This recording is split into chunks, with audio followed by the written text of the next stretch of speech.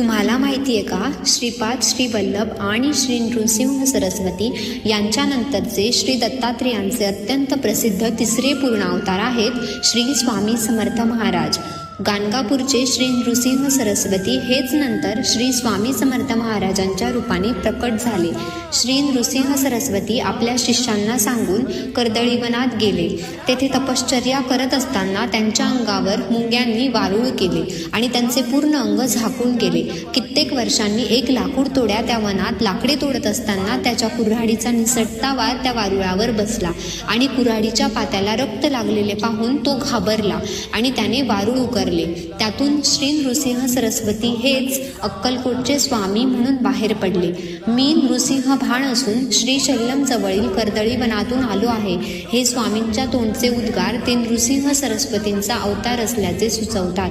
कर्दळी वनातून ते प्रकट झाले